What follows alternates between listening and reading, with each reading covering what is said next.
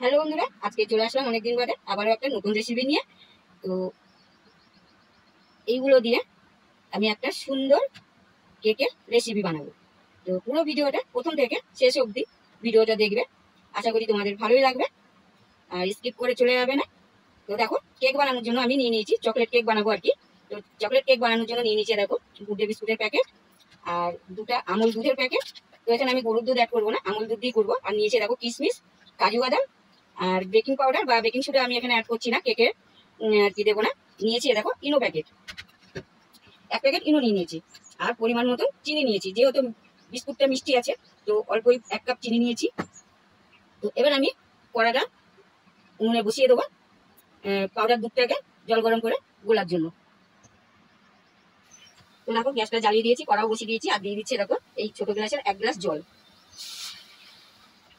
তো জলটা গরম হোক ততক্ষণে তো বিস্কুটগুলো আমি দেখো প্যাকেট থেকে খুলে মিক্সির ডলারের ভিতরে দিয়ে দিলাম। তো এবার আমি মিক্সিতে পেস্ট করে নেবো বিস্কুটগুলোকে।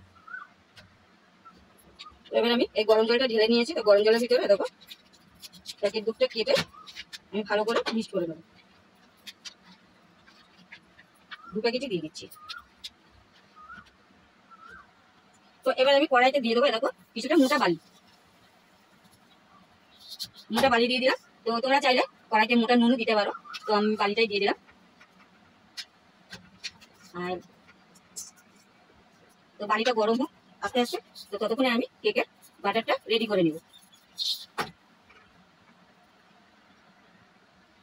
তো মিক্সিতে আমি পেস্ট করে নিয়েছি গুড ডে বিস্কুটগুলো, আর তার সাথে সাথে করে নিয়েছি এরকম চিনিটাও পেস্ট করে দিয়েছি। তো চলো এবার চিনিটা আমি দিয়ে দিলাম।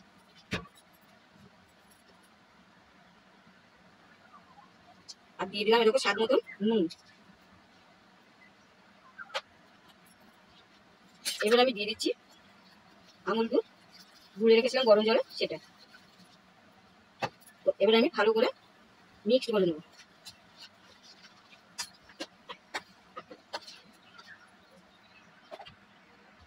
তারপরে দিয়ে দিলাম দেখো এই ছোট বাটিটা হাফ বাটির মতন সুজি।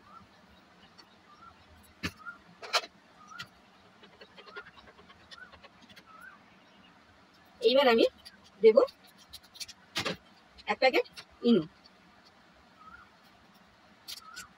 তো ইনোটা দেওয়ার পরে ভালো করে আমি ব্যাটারটা ফেটিয়ে নেব।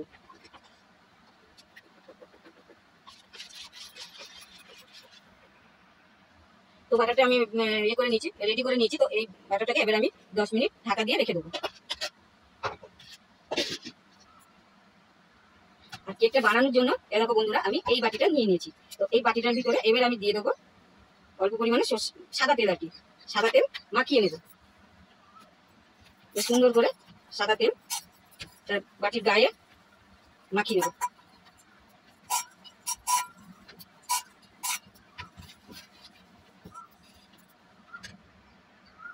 তো এবার আমি এই বাটির নিচে এই কাগজটা সমান করে কেটে গোল করে কেটে বসিয়ে দেবো।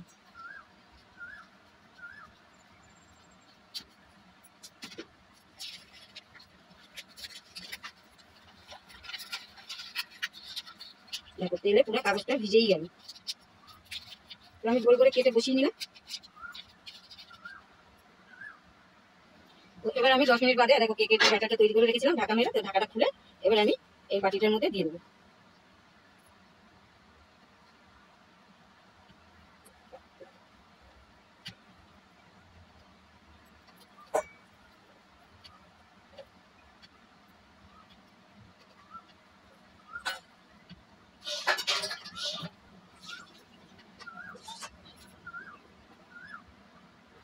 তো আর বাড়ির মধ্যে এরকম স্ট্যান্ডটা আমি বসিয়ে দিয়েছি।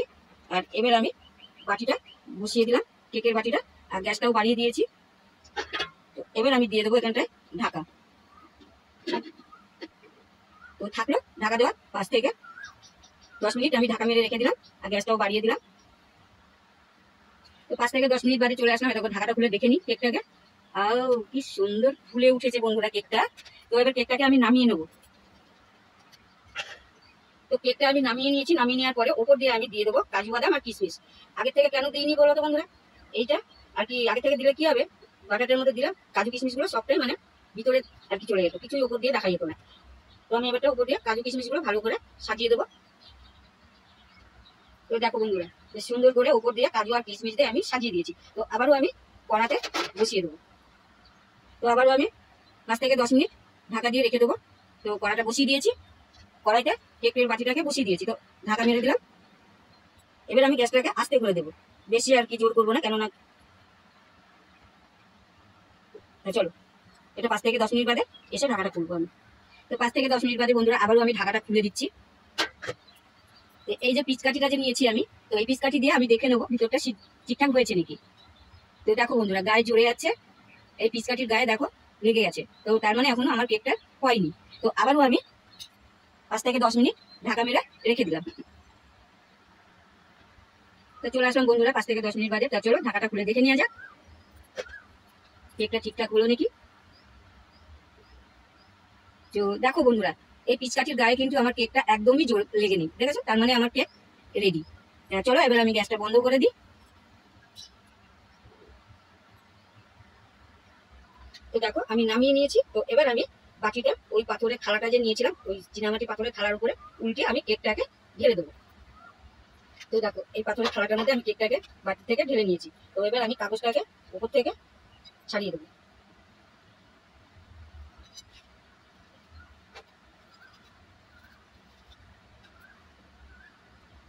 তো দেখো কত সুন্দর, দেখো কাগজটা পুরো উঠিয়ে দিয়েছি আমি। দেখো উঠাতে গিয়ে অবশ্য কেকটা এখানে একটু ভেঙে উঠেছে। হ্যাঁ, তো কেমন লাগছে অবশ্যই জানাবে আমাকে কমেন্ট বক্সে।